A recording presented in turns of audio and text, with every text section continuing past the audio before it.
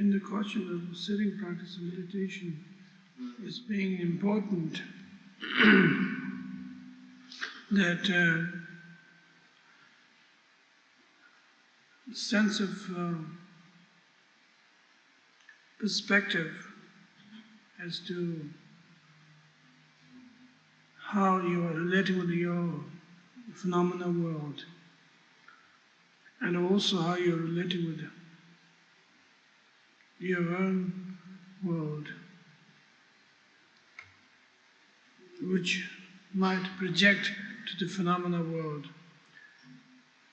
and might be tempted to reshape that particular phenomenal world. So the question here is some kind of understanding intuitively the state of a mind.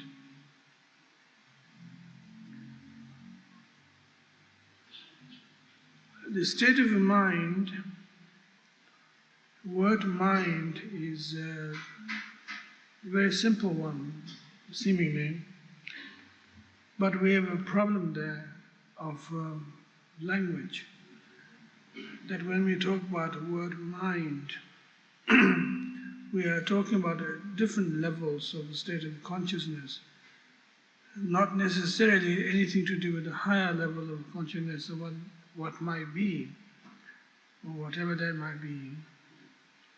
But we are talking about the mind and the different function, that the literal mind, which is a simple thought process that takes place in our everyday life situation. Before you drive, you check that you have a key in your pocket, and before you smoke cigarettes, you make sure that you have a match in the pocket, and before you eat, make sure the meal's being cooked. And the little things like that is what's called an ordinary mind, a basic phenomena that exists within our state of consciousness, which is an intelligent one, still functions its purpose constantly. That is some kind of regional mind, of course dependent on adult or adolescent or infanthood, that kind of logic begin to grow and becomes somewhat more sophisticated. And as you become a grown-up person and an old man, up to the old man, that your training on how to work things out so that you don't have to run into unnecessary chaos, that our parents used to train us, that our elders used to criticize us, that finally we think we got our trip together, so to speak, is that those simple situations, that if you're going to see somebody, make sure you call them first, make sure they're at home, or the situation is convenient for them, for you to visit. And a simple little situation like that is a basic intelligence that takes place in the business realm, domestic realm, and in ordinary everyday life situation. Whatever you do, that is some sense of priorities, in the sense that you know what you're going to do, and you have a sense of what you're going to do, and everything's planned. Often people make lists of things on notebooks, put them in your pocket, or whatever your style of making everything's okay and everything's in order, that you don't run into any unexpected chaos and problem. And more important things, that things don't bounce back on you, that you might lose control over them, so that you have the control of everything. You are making sure that everything's under control. I'm sure everybody here have experienced that, coming to an Naropa Institute, for instance, that you have a correspondent and you send your deposit or you have whatever, and you let them know what your name is, that you want certain particular housing situations, living in certain places, and little things like that goes on. And whenever there is a chaos that takes place, the other day, some time ago, that the the administrators had complained that they were living in a house with 20 men, and they would like to switch around, and they feel that was not quite wholesome or whatever, together or whatever, and he didn't want to live with the 20 men living in the house or whatever. Those little situations come up, but then again he goes to authority, whoever is in charge and control, who he had a certain amount of trust and some sense of communication, and situation is corrected, so everything's in order, that you plan your dinner menus before you eat, or else you decide to go out to a restaurant. If you have no dinner menus worked out, you have no idea what you're going to eat tonight, and then maybe it's nice to go out to the restaurant and have fun, instead of cooking and all those hassles be taken care of by the restaurants. And all those little situations that what's called a function of the mind. It's the function of the mind that we do everything in a very meticulous, very special, very careful, that we would like to take care of ourselves as much as we can.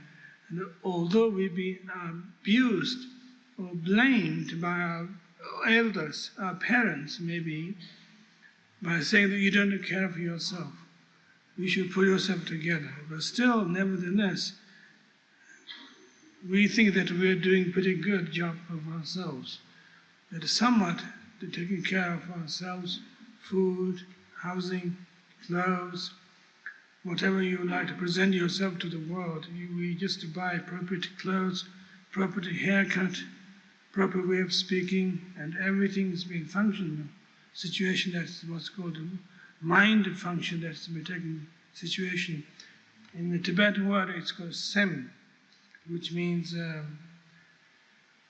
whatever can communicate to the object world is the function of a sem. And then we have another type of mind, which seems to be entirely different angle, maybe not entirely, but somewhat relatively different than that particular process, which is that we have a whole avenues of unexplored area of all kinds, that we have memories of the past, that we have the expectations of the future, that we might become somewhat proud of ourselves occasionally, and sometimes we begin to feel somewhat humble of ourselves and somewhat intimidated by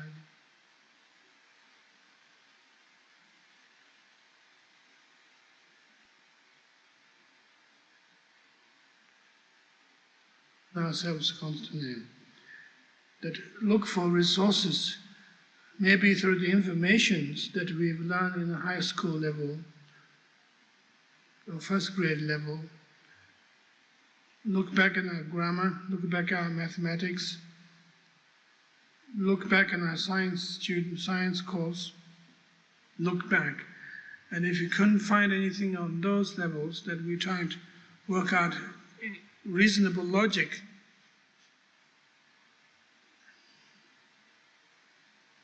And basic sense of reasonable logic that we could probably, usually we can do a pretty good job out of that. And we dig up some kind of intelligence, continuity, that we don't have to give up the whole thing, as if that we have a mental blockage, complete mental blockage to the whole thing. That we usually think, sometimes we panic, we might have a mental blockage, and we are completely freaked out and thinking of dropping out of school, maybe you have done already, or about to do so, and all kinds of things happen, but nevertheless, usually if we push ourselves hard enough and pursue further, the language of the philosophy and the metaphysics may be too complicated to even relate with.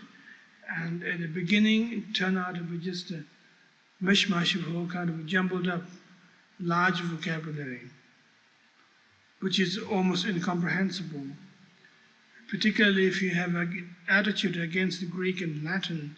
When we look back in our language, that you find intimidated, that you don't have any understanding about those languages that are being used, and to understand the philosophy, science, mathematics, whatever, cosmology. But once we pushed ourselves hard enough and be diligent, that we usually make good job out of that. That's usually common knowledge, that if you don't freak out and panic halfway through, if we push ourselves hard enough, indulge ourselves into the pride of becoming a scholar, one day you're going to make it. At the same time, at this point, I'm going to make it at the same time. So we usually pretty much that we'll be able to push that situation further across, be able to do it. And there is strong possibilities of doing that. And that particular stage is called, in Tibetan language, called Lodra, means intellect. In the Sanskrit word is Mati, M-A-T-I, Mati, Lodra. Is Lo is intelligence, Dra is a sense of warming up the intelligence. There's a sense of warmth, heat, that you don't chicken out, but there's other possibilities. When we talk about chickening out, in this case, we are talking about when we feel cold, as we usually talk about, I'm getting cold feet about something or other. You don't get cold feet, but you get warm feet, warm head. It's heat and warmth that takes place, that we feel we can exhaust ourselves and push ourselves to the limit that we could pull up ourselves together to understand and study or something or other. Is Lodra level, which is intellect, that we can use our mind from that point of view.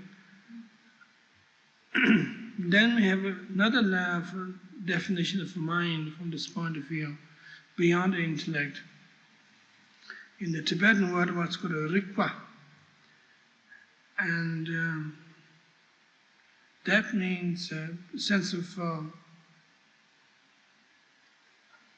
fundamental intelligence. The Sanskrit word for rikpa is vidya. Vidya, which means a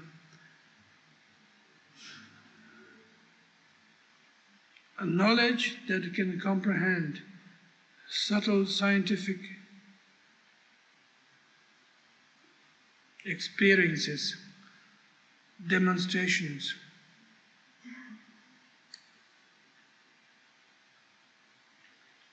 Rikpa is experience as well as also, it could be a certain particular disciplines also could be regarded as rikpas of all kinds. The rikpa of scientific language, scientific knowledge, rikpa of metaphysical language or whatever. Vidya from this point of view is rikpa, which is intelligence point, intelligent. This kind of intelligent is somewhat that the mind becomes very sharp and so precise and completely proud of itself, and it turned itself into a computer in some sense, not only in the sense of mathematics alone, but in the sense of self-respect. That there is a sense of wholesomeness, sense of complete command to the discipline that you are studying, and a sense of complete covering the whole area of that particular situation, which is a rikpa.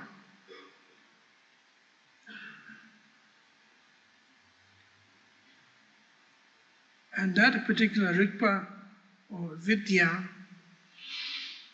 usually can comprehend the fundamental sense of survival. That what is this particular computer is all about, is that appreciating sense of survival, sense of dualism, sense of survival, sense of dualism, sense of behavior, sense of pattern, but fundamentally that comprehend a sense of a being, sense of being. And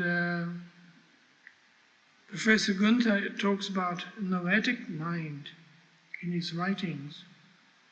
And that's a similar reference, that there is subtle sense of being, which brings actuality of a sense of being at the same time. Because you have a subtle understanding, therefore you begin to relax more, you have less fear of your existence, your particular state of mind, that whatever goes on, everything's going to be okay.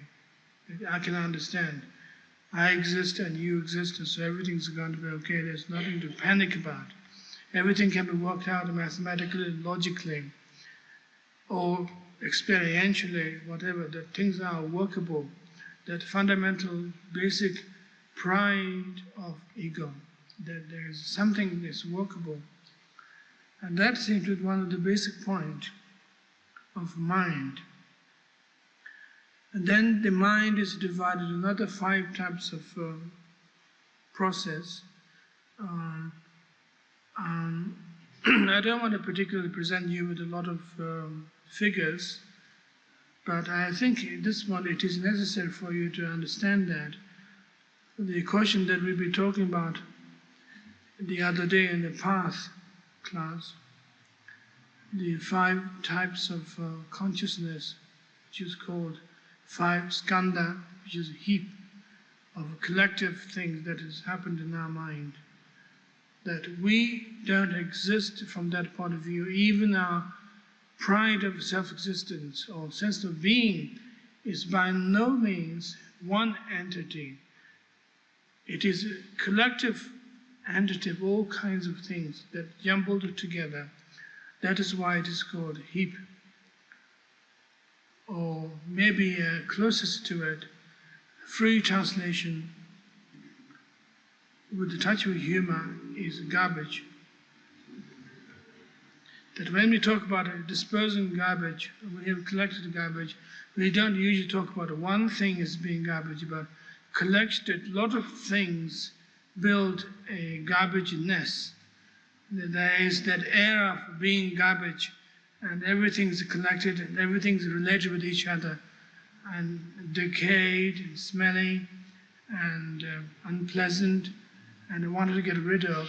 There are a lot of collective things as the garbage skandha, if you like to call it. It's a similar situation. In this case, the first skandha is what's called skandha of form, which is a state of uncertainty. There is a sense of being is constantly operating in our state of mind, but we don't want to really commit ourselves to it. There is a basic bewilderment as to uncertain who is this being, who we are, what we are, is uncertain, completely uncertain. We think we do exist. We think our name is so and so on. We think we have a soul, ego of some kind, but we have no idea actually how and why, what exactly is the case. We are completely uncertain experientially. Of course, logically we can explain complete detail, but that seems to be just simply trying to reinforce ourselves constantly. But actually, personally, experientially, that we looked into our state of being, this me, that seem to be experiencing, I seem to be experiencing me-ness, and I seems to be experiencing thisness. I seems to be experiencing there's something's happening here. There's something's happening here. As we see, something's cooking. What is this? Well, it could be all kinds of a lot of things. For one thing, I don't feel particularly good, and therefore I feel very self-conscious myself. and I feel my clumsiness, my uptightness, and I did this and I did that, and I don't feel so good, therefore maybe this is a product of sickness of some kind. Maybe I'm freaking out. That is the popular answer that you get. That was a bad message. There was something already, but it's gone rotten. So therefore, finally it's giving in itself. Of course not. That is the state of being in any case, all the time. All the time. That self-existing Danish blue cheese is constantly fermenting itself. Whether you pass store by store, or if customers bought it, put it in the refrigerator or whatever, that Danish blue cheese is still fermenting itself, growing fungi after fungus in them. It's taking place all the time. That was not because you are badly behaved in certain particular year, certain particular month, certain particular week, that you behaved badly, therefore things have gone wrong. It's nothing to do with a sudden chaos, but that was the case all the time. For the basic reasons that you don't really exist, and you're trying to make yourself exist. It's like the blue cheese trying to maintain itself by not overgrowing its fungus and becoming dissolved into nothingness.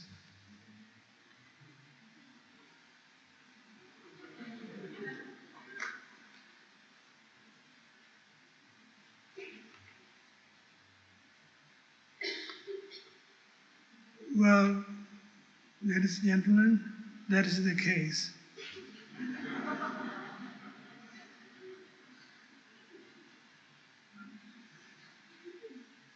That is the perfect case that we don't exist as one whole being, one whole entity at all. We are a collection of lots of things.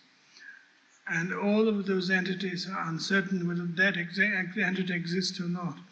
So every cell of this consciousness is defeating itself and uncertain to itself.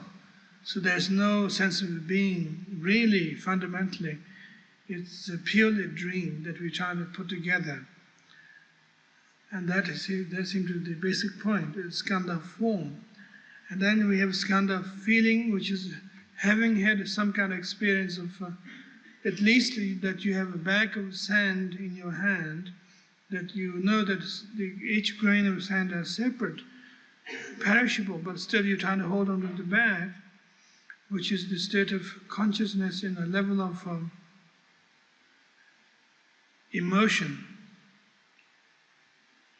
In this case, emotion is not a particularly highly developed state of emotion, but emotion from the point of view from trying to feel out the textures of life. That if I get into this particular situation, would this situation be kind and harmonious? And if I get into this situation, on the other hand, maybe that situation is more friendly and harmonious to me. So you are constantly looking for further and further strong and solid bag that you can put your grain of sand that you collected in it, the time to hold together. That the chaos that exists, the non-entity that exists, is trying to create a bag or territory, container.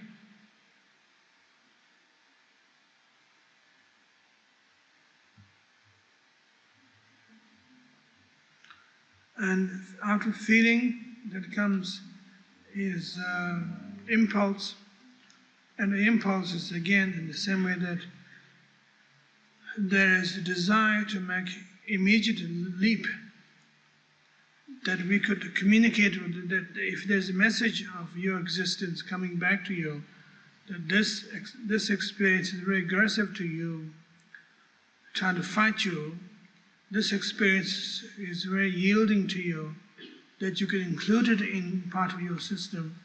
So we begin to celebrate that. We feel very good about it. We begin to impulsively, very frivolously trying to latch on to such information, such reinforcements coming to you, either as aggressive or passive, whatever, doesn't really matter.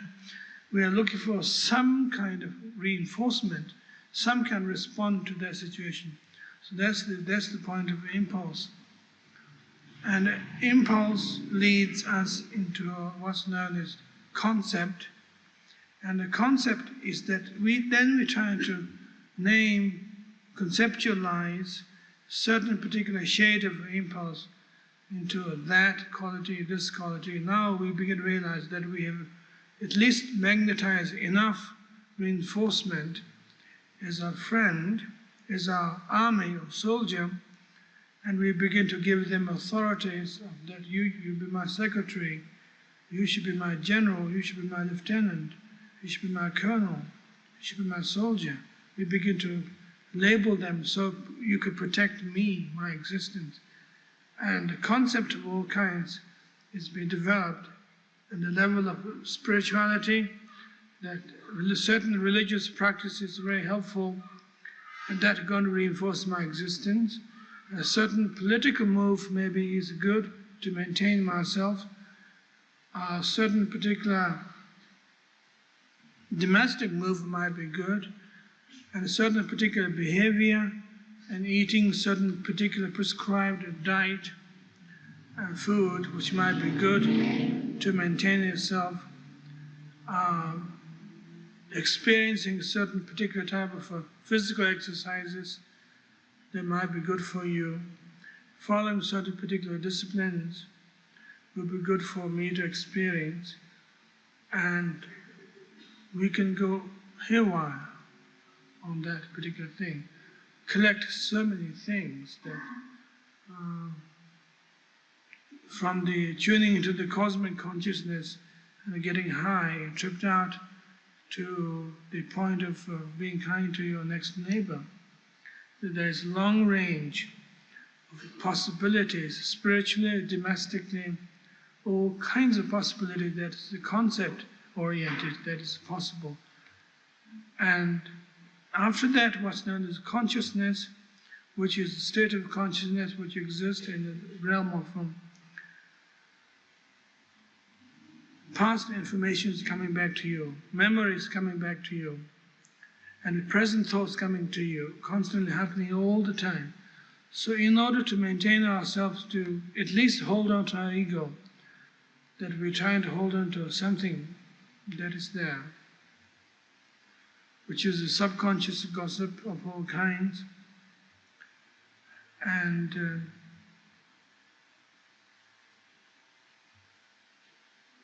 visual type of discursive thoughts, and the quotations coming back to you of the past glimpse of experiences, and the future expectations coming back to you. So, thought process acts as kind of screening process for you, that finally you have your castle, you have your soldier, you have your army, and you have your subject, that you become a king of the ego realm. That everything's worked out from detail to detail. That the emotions that exist in our state of being, which is related with the fifth skandha, skandha of consciousness, that the emotions of all kinds, such as like anger, pride, passion, jealous, ignorant, and all of those are highlights of the thought process. And lesser important thought process is the ordinary gossip that goes in through our mind. So finally we made ourselves a completely very solid being out of nothingness. And those experiences that we've been gone through the five skandha process are by no means personal experience. It happens all the time. And that doesn't mean to say that you had experience already happened before, and therefore all those processes are purely myth, that once upon a time that you had a first skandha, then now you are up to the level of the fifth skandha at all. What we are talking here is this is personal experience that happens all the time, constantly in a state of being, always, all the time. It becomes very real to us all the time. Every moment is a state of first skandha, second, third, fourth, and fifth. Process is taking place all the time. That seems to be the basic point. And the practice of meditation in relationship with that is to undo them step by step, constantly.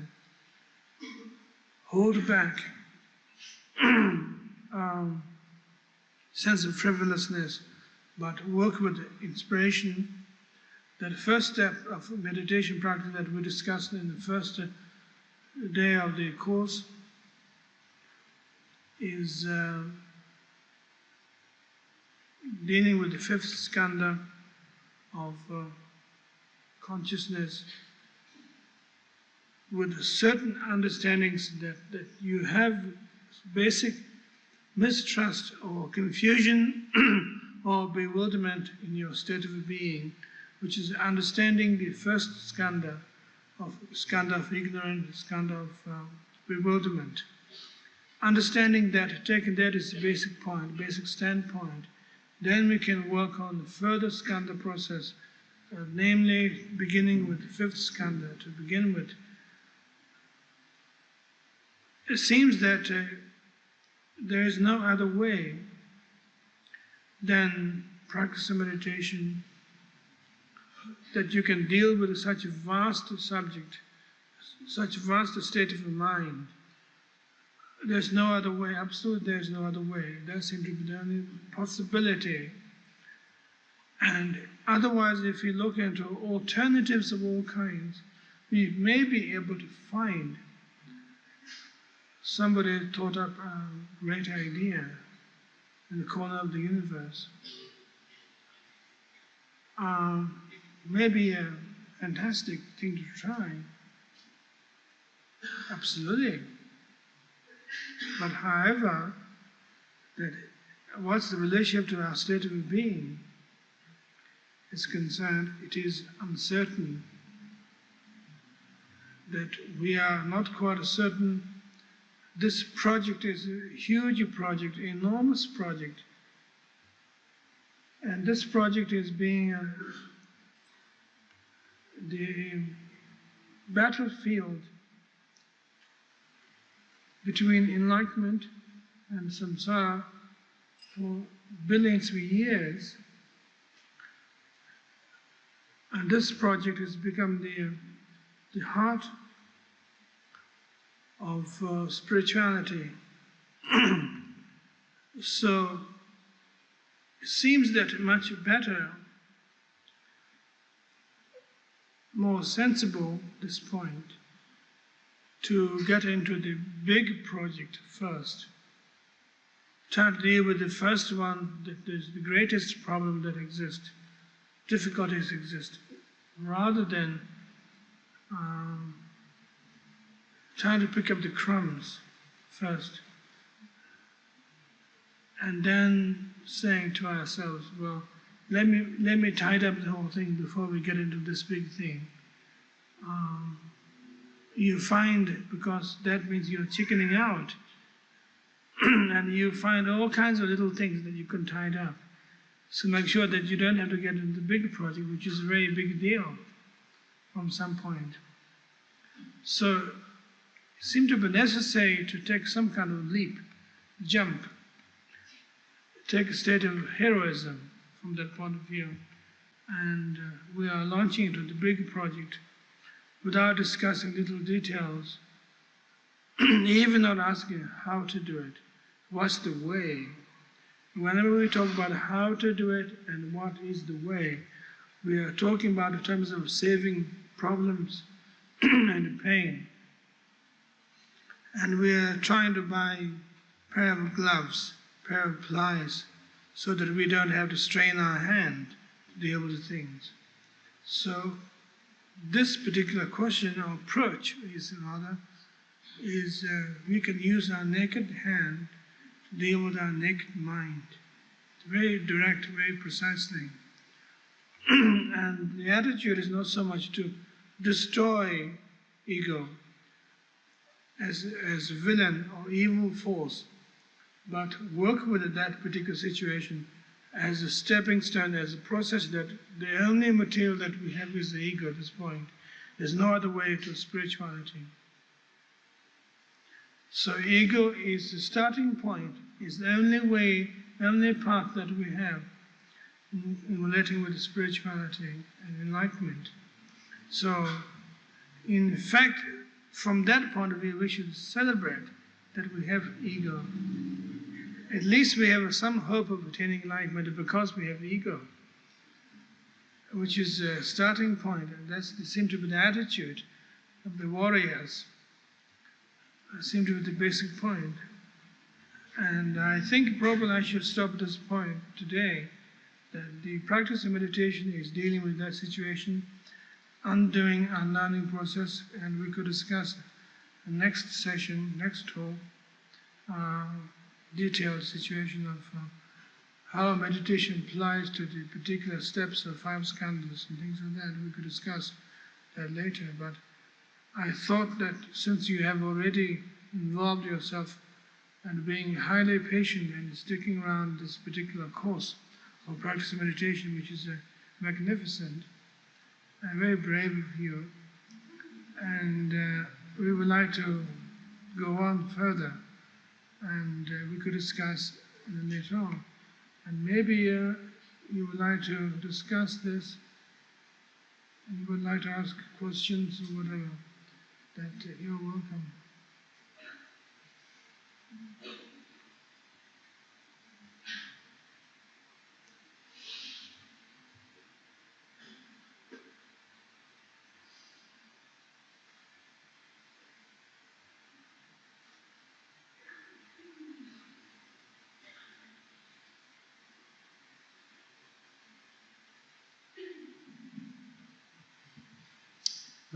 Do all perceptions, actions, thoughts, feelings, do they all arise from a state of bewilderment?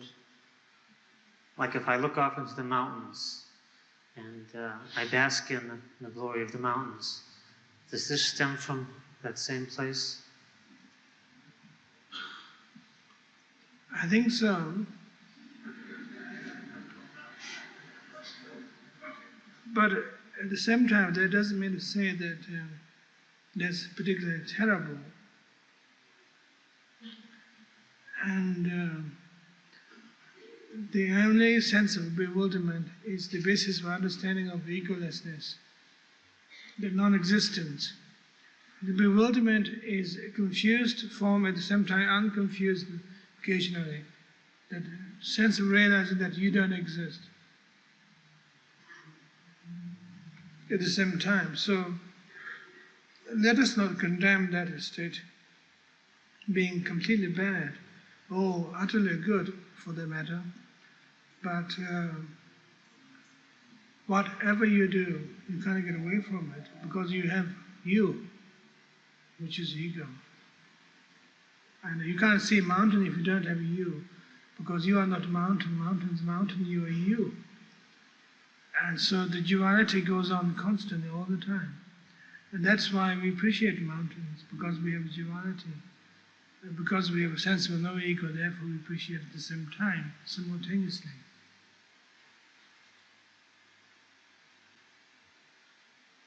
Yes, what thoughts should one entertain?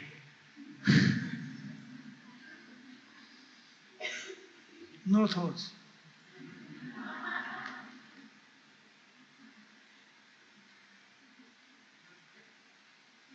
If you can entertain the entertainment itself, but I think that's rather difficult to do it at this point. And then the whole thing becomes no entertainment, at the same time it's fantastic.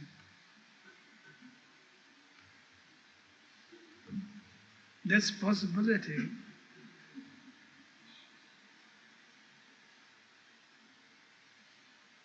I have a question in 2 parts. talked about the three aspects of the mind, or three parts of the mind. Does one want to perfect these aspects of the mind, the intellect and the vidya particularly?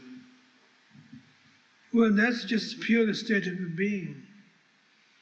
That only way you can develop that is just using that. In particular, the last one, the Rigpa, Vidya. You can use that and work on that level, but still, if you're trying to deliberately improve or work on it, then it becomes limiting, because you're still taking the attitude of a poverty standpoint rather than the richness. So the point is that there are lots of unused vidya is taking place in you, and constantly explore it and challenge yourself constantly. And so from that point of view, sense of a cynical attitude that we talked about earlier on, and a sense of openness at the same time, and intellectual activity is the only way, along with a certain sense of discipline and practice. Also, would I be right in assuming that these three parts of the mind are like functions of the five skandhas? I have the question of how the three parts of the mind relate. That happens constantly.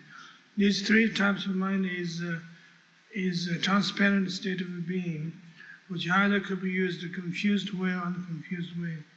And when the skandhas are in operation, that they become slave of that.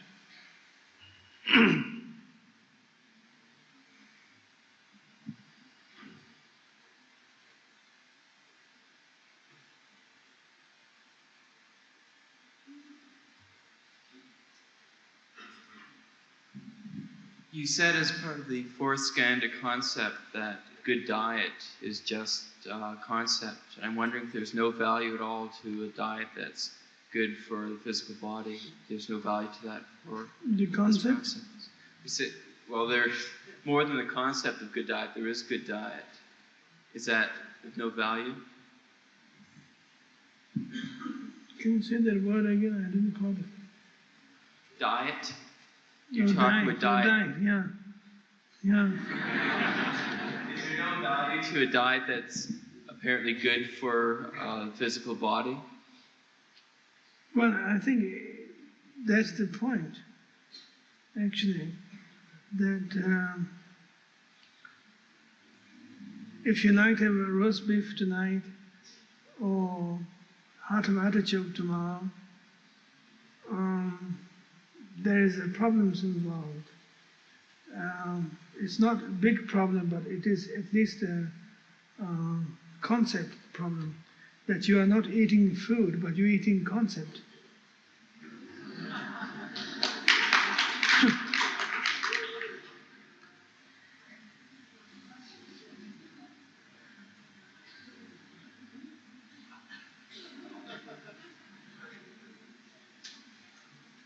Somebody, gentleman over there? Topless gentleman over there?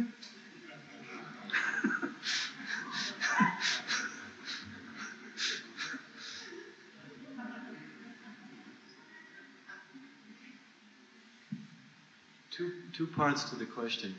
You said that vidya still stemmed from a duality, sense of survival. If that's so, I would think that any cultivation or development of it could not lead to enlightenment or freedom. And secondly, the sense of will obviously comes from the five skandhas and from trying to escape the sense of bewilderment. But is there some way that, since that will is such a powerful energy, is there some way it could be used? Well, we have to redefine our dictionary language there.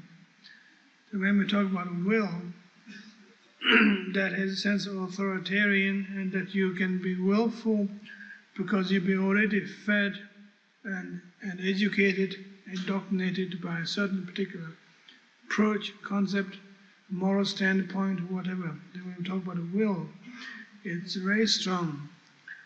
and somewhat very unhealthy from their point of view, that when we talk about a will, that is very militaristic in some sense. That like saying, you're willing to do this.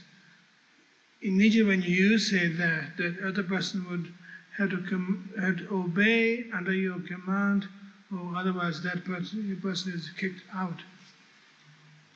And I think the Buddhist word virya, tsendu, which is entirely different, that we are not talking about willfulness, but we are talking about exertion.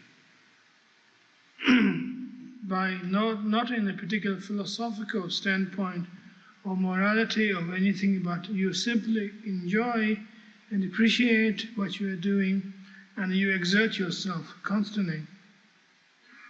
And there's no point of punishing yourself or making yourself a good, particularly. The sense of exertion is word for virya.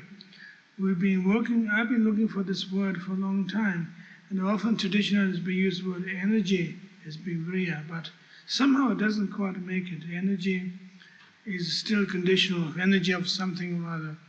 That when we talk about virya, tsendu means exertion, that is the ideal word, which is a sense of basically being, and the sense that basically that you are relating with the whole thing directly, precisely, and there's some sense of joy is taking place.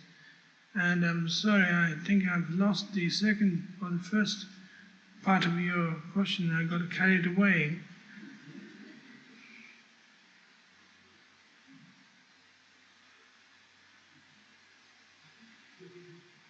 Do you remember? To feel that sense of exertion, to finish on what you just said, one must first give up all sense of territory so that there's a feeling of space.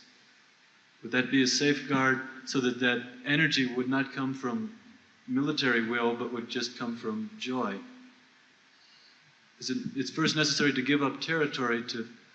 Well, if you don't give up your territory, you don't have exertion, because you're looking in a certain very limited way, and exertion cannot operate and becomes a willful thing. That, let us say that if you're working for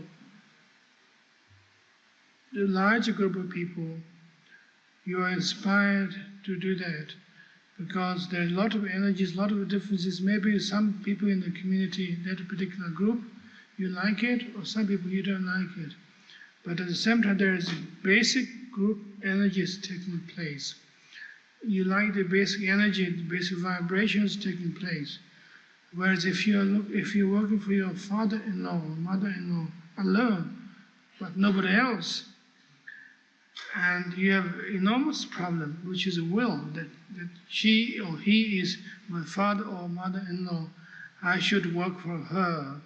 And there is a sense of hierarchical red tape that is involved, that my in-laws on the top, my own parents in second, and I'm the last one. I'm working for those people on the top. And there's this enormous sense of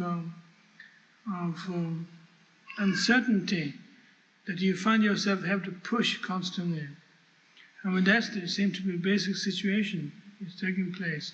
So you have to have no territory in order to practice Vriya Paramita, which is transcendental exertion.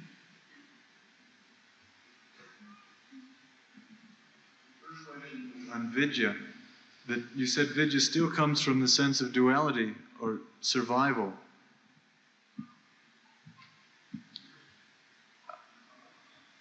Well, I think sense of survival, definitely a sense of fascination at the same time.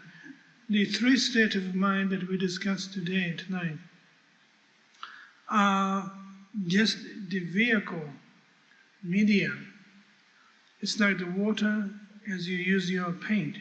You put the paint in the water and you paint it.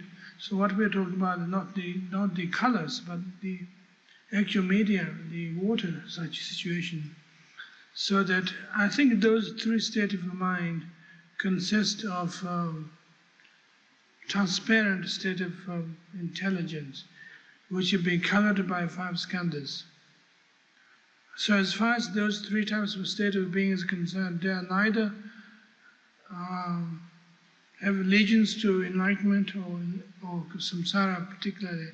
They are just state of being, which could stretch to greater length up to the experience of Vajra-like samadhi of attainment of enlightenment, and from the ordinary state of being the level of path of accumulation of a beginner's point of view on the path.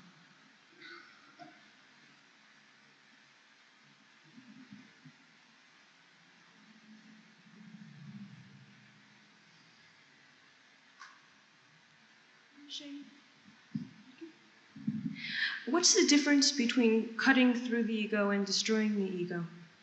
Cutting through opposed to what? Cutting through the ego as opposed to destroying the ego. Destroying?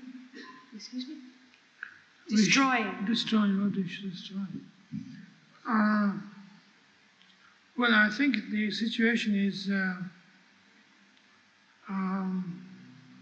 if you cut through, you have experience of cutting through. It's like warriors does with the enemy. They slice them into pieces,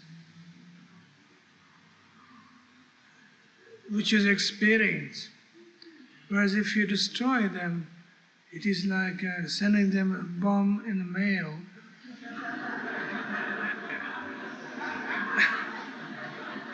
Somehow it doesn't quite make it. It's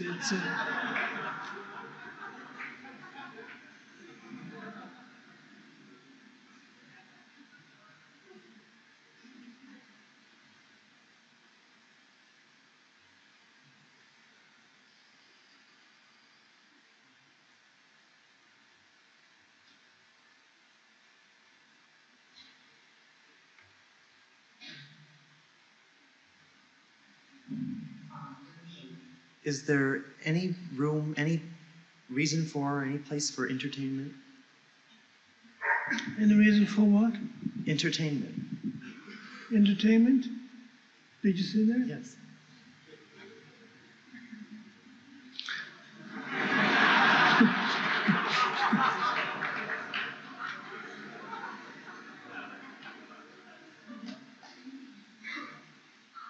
Well,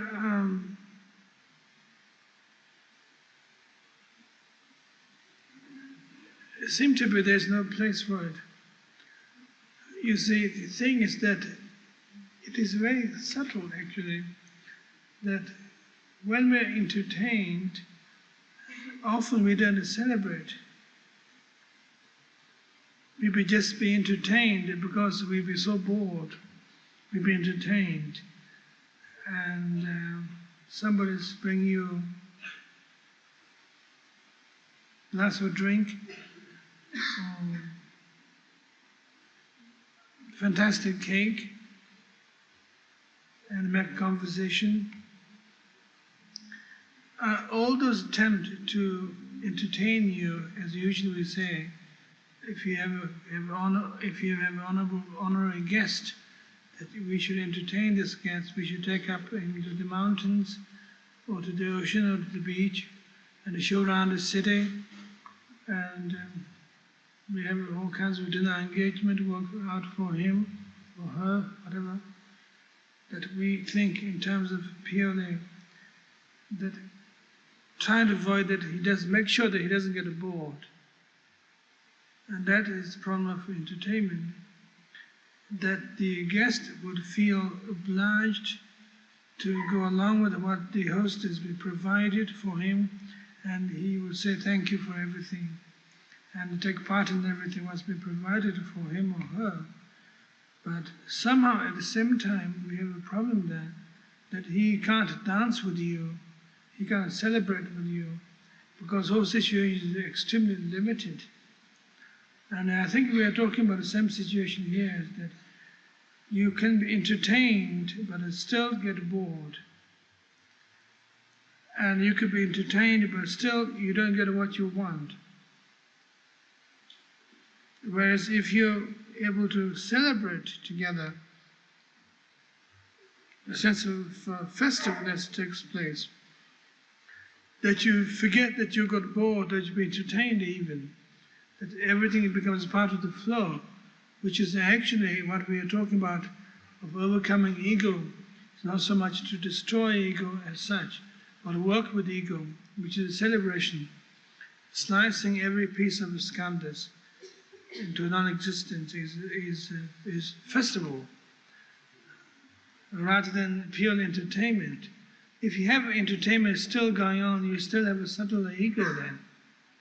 So if you work from the relationship of festival, that there is nothing to be bored, and the things are very personal, much more personal to be entertained.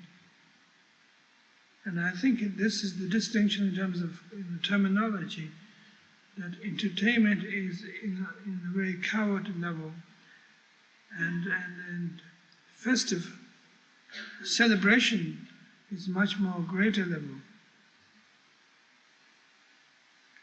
And we could say the same thing. Hopefully this is true in terms of what we're doing in the Naropa Institute. It's the level of celebration rather than the level of entertainment.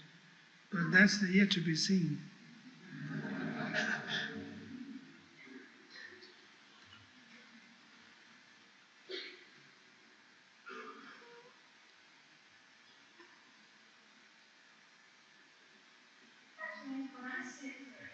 Extended period of time, it's not a question of subconscious gossip, it's more like subconscious screaming and ranting and raving.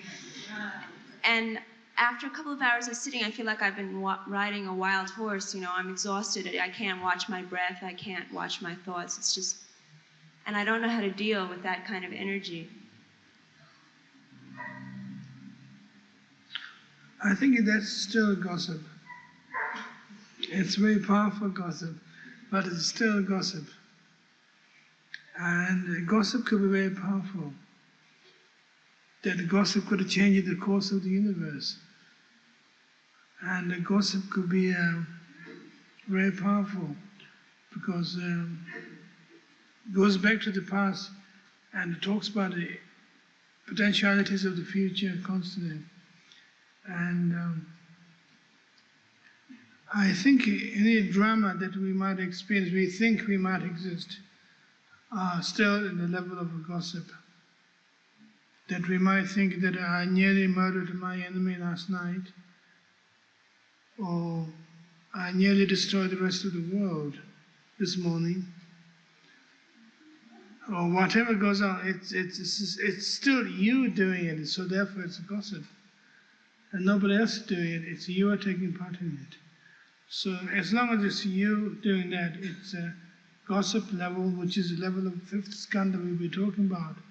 His emotions and the subconscious mind are working hand in hand. The emotions, outstanding emotions, intensive anger, intensive passion, are part of exaggerated gossip, but no longer separate.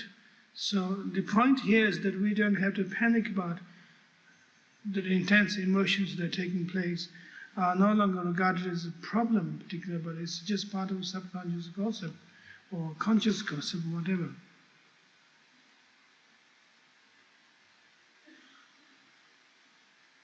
Lady in the red?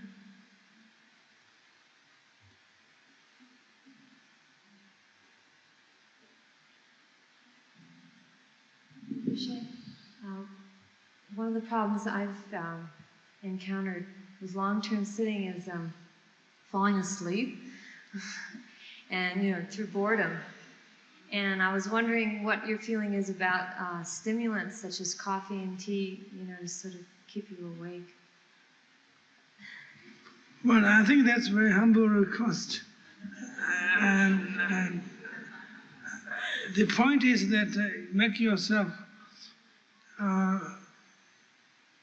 somewhat well-fed, and physically you're dressed comfortably, sitting practice, and don't try to punish yourself in any way, ascetic trip of anything at all.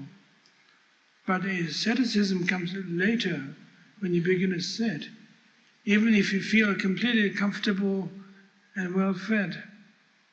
And still the problem begins afterwards. So that's what is said by the Buddha. If there's no body, there's no dharma.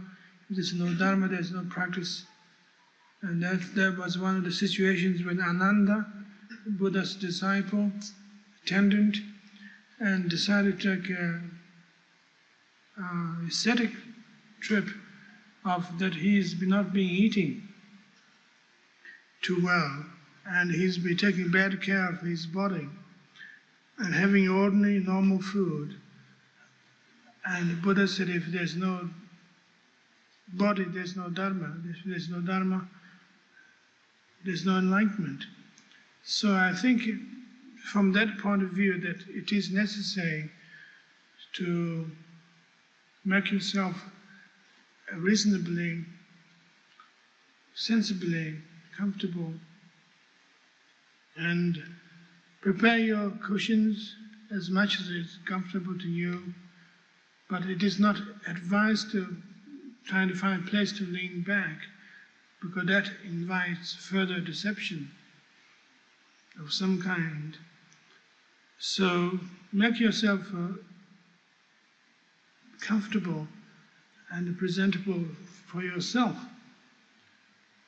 And I think there's no problems. We shouldn't worry too much about details from that point of view. And it seems that if you've gone through that kind of basically that you're taking care of yourself physically, then sitting practice becomes much more healthier, rather than using it as another way of torturing yourself spiritually.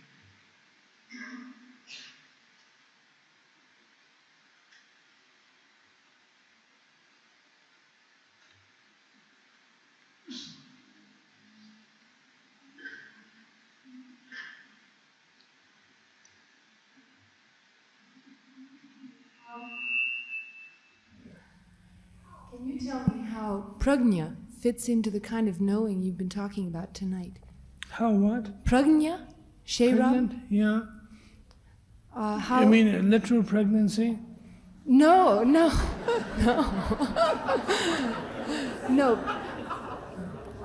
Pregnant or impermanent? Prajna. The Sanskrit word prajna? Oh, prajna. Yeah. Yeah.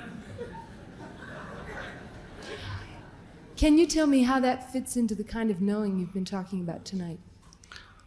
Well, I think it's prajna is knowledge that how to take care of everything, and I mean it's simply the whole approach here is not being dumb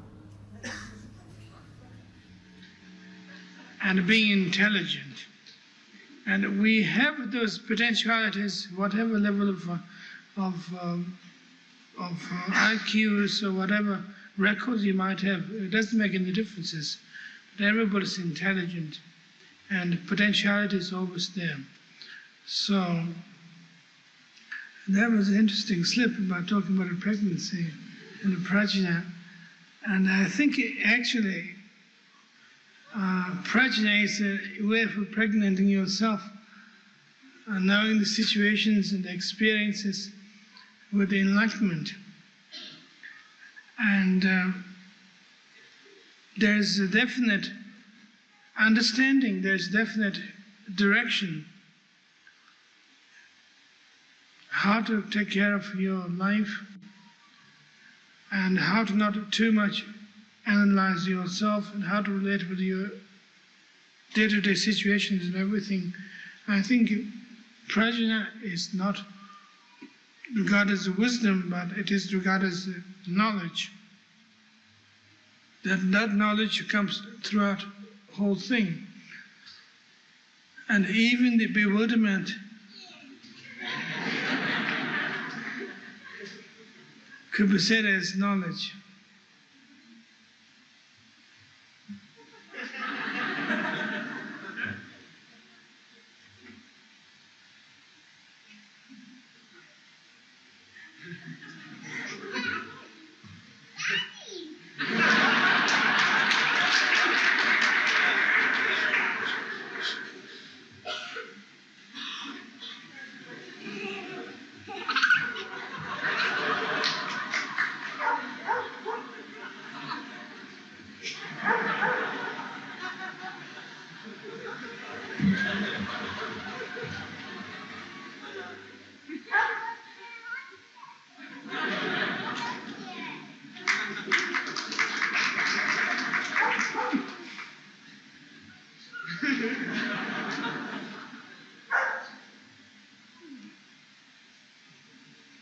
Maybe one last question.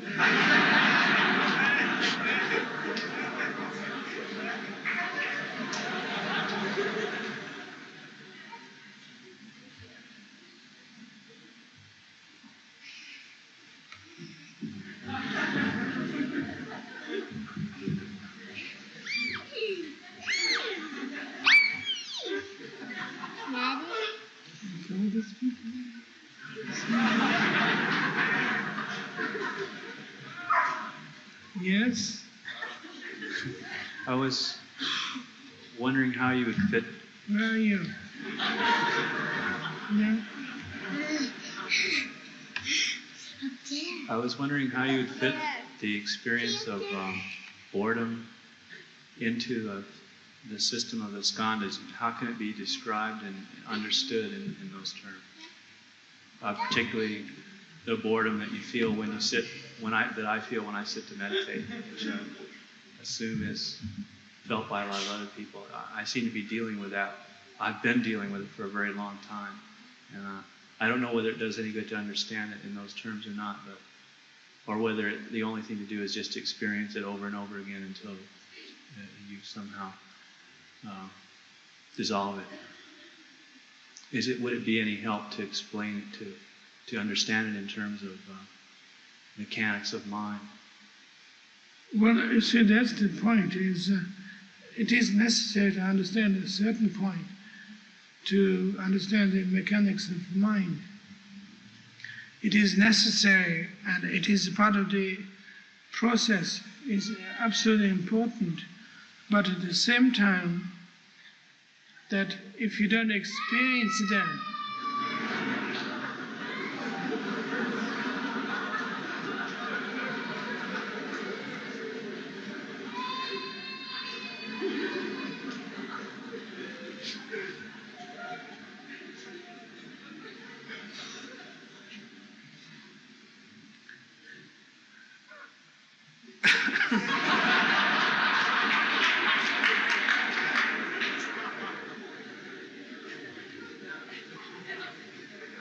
you see, the point is that intellect goes along with experience at the same time. Otherwise, there's an enormous gap between the whole thing. That it is possible that intellect and intuition are completely in the opposite pole. They disagree. Intuitively, you feel entirely different. Intellectually, you feel entirely different. And the point is to let them have explosion, to meet them together. Then some kind of spark begins to take place by the relating with the opposites getting together in a disagreement situation. But I think it is necessary to have personal experience always, rather than the purely analytical and the purely theoretical one, which doesn't really help. I'm doing really good on the experience part of boredom, but I don't have to seem to have a handle on the intellectual part of it, an understanding of it. Could you give me any tips on that? It's up to you. I think you have to work out. Good luck, sir. Well, good night, everybody.